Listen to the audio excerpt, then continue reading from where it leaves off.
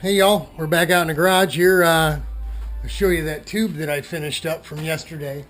Put the fuel in the tanks here, just checking for leaks. I was really concerned about these here, the plugs, but we haven't got up to that one yet. But this one here, bone dry, all the fittings so far, just like Mr. Mike Tracy told me. The newfangled rubber bushings and fittings are no leaky. So that's a good sign. We got water in the system here. We've gone ahead and filled everything up and ran water through everything. Let me turn the old pump on. I'll show you what we got going. And there she's circulating. So both the radiators are full, and you listen to the water going through the whole system, and you can hear it gurgling at first, and then as it fills up and burps itself out, which takes really minutes. It's the coolest thing about the electronic pump, or the electric pump, is you don't need to run the motor first of all to burp any air out, and it literally takes no time at all. With the tank, the expansion tank sitting right above feeding the pump, there's no way the pump can cavitate. All the air comes to the top. It's the highest point, and it's when it's on the seat. It's higher than the motor, so it works out really good. I don't know how people get away with a sealed system. We used to do the sealed system with the T-fitting for the Prestone antifreeze, right, on the old dirt bike engines when we first got started with a shifter, and those things ran hotter than the daylight. So I don't understand how people do it, but they still do. So there we go. We're full of water, no leaks anywhere. We're working on the fuel deal here, and we'll probably pull a spark plug and pump some gas over to the carburetor, maybe even fire this thing up, maybe tonight, maybe not tonight. It's already 7 o'clock or so, I think. So let me throw the side panel on real quick and show you how our fresh air tube turned out. Let me just sit you right down on top of the fuel tank here. There you go. Now I'll just throw this panel back on.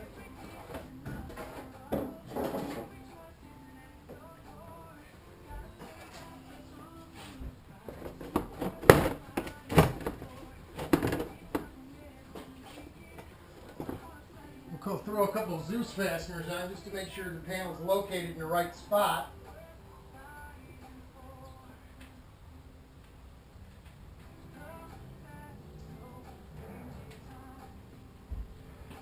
Okay, so we'll throw these on real quick. This will only take a second.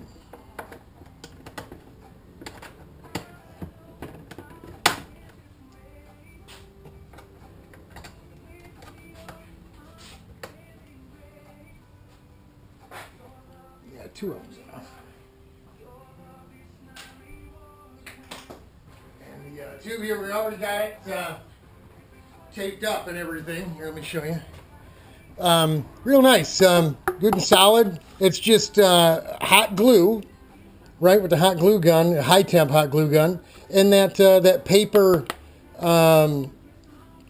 tube that the wife gets me from work that they put their blueprints and stuff in. I just sprayed some spray bomb down the inside so it was just all blacked out in case anyone looks down the scoop. You'll be able to see the inside of the tube. But here we go. Watch this. It's going to me. Let me see if I can get you in here. Just slip it right on. And look at that, it just sits right there. Real nice.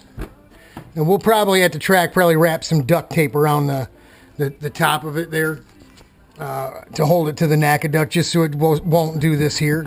But once I've already had the seat in, believe it or not, the cutout here that we had to do for the other tube for the other motor, it fits perfect. It sits in there perfectly. So not a lot of difference in the tubes other than this last portion where this cut starts here is actually back this way some more because the other engine is so much smaller.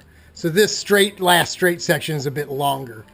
But it fits nice, works good, and we know it works good. We know it. The fresh air down here definitely helps keep that stator cool from the hot water running right next to it. Hoping that the double radiator deal is going to do the trick. Here we've got a 6-inch by 7.5 radiator in the front. And looking at it, it's a wonder that that would even be close to cooling one of these things off. That's not even really the size of a tag radiator.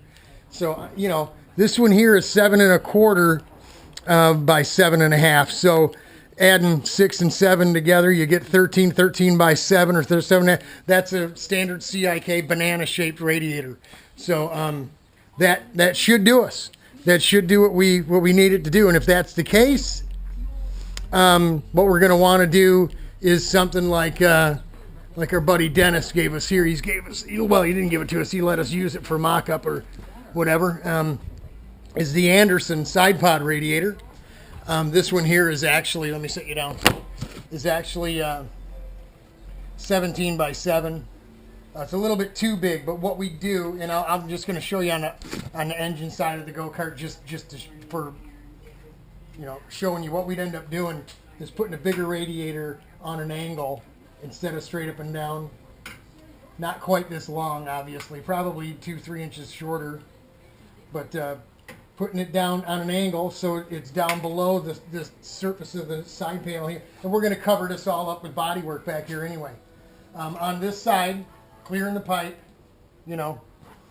So that's what we're looking at doing if, you know, adding radiator actually solves our problem, which I have no doubt that's got to do it. If that's not the case, the only other thing we could possibly do is go to an axle pump, which really doesn't make any sense, but that's the only thing we're doing different than a CIK type cart or a CIK cart with a dirt bike motor that has an integral pump. On a Honda, when the engine speed goes up, the pump speed goes up. On a CIK cart with an Italian, a KZ engine or ICC motor, the faster the cart moves, the more the pump pumps. So engine speed, cart speed on those two particular setups cause the pump to pump more water, more volume. And where ours, we turn it on, and that's all you get. That's it. It's on and it's on. And what we have, the issue I have is it takes approximately, with what I had set up, the old radiator and system, 20 to 22 minutes worth of running time, hard running time, in a race type situation, and the engine would thermally overcome the capability of the system to cool it off. It would take 22 minutes or so.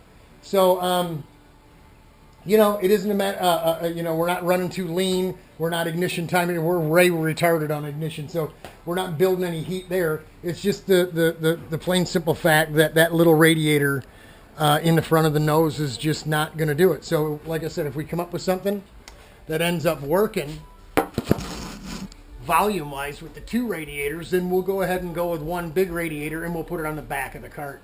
And that'll close off any openings in the front of the cart. We won't have the dirty air coming through the body, under the body any longer. I prefer that idea anyway. I'd like to scoop the air from where I want to instead of just allowing it all straight in the front of the go-kart. You know, when we first built our first shifter cart, our radiator was actually in front of the engine on the right-hand side of the cart, and we had a scoop and an air box, and that's how we did it. We never put a radiator up in the nose of our cart until, I guess until we started getting more late model dirt bike engines, you know, getting more into the swing of things, getting more competitive. And we noticed everybody else was putting them in their nose, so we decided to put ours up there. Not because, you know, for any other reason that we were following the leader. But that stuff doesn't happen at RPM anymore. We're doing our own thing. Right, Wild Bill? Wild Bill's the man. He says, you know what? You can take advice from other people. Well, that sun's just beaming right in there. You can take advice from other people and do what they tell you, or you can just do what you want and check the stuff off the list as you go. And that's what we're doing. We're trying to, sorry, am I on the thing there? We're trying to work our way down a list. We know where we've gone thus far, and there isn't very many things left to try. So that's it. We're going to take a look at these fuel tanks and make sure these plugs don't leak. and we'll probably drain that gas back out of there. But as far as the cart goes at this point, it's ready to go. We can. Well, I'm gonna hemming and hawing about putting this front bumper on yet. I don't know. We have to see what the doctor says tomorrow. We're not going to take it to Mid Ohio regardless. So that's it. That's all we got for you today. The little tube turned out pretty cool. We got to get a sticker on there. I think I know just the sticker too. Love y'all. We'll talk to you later. God bless. Godspeed.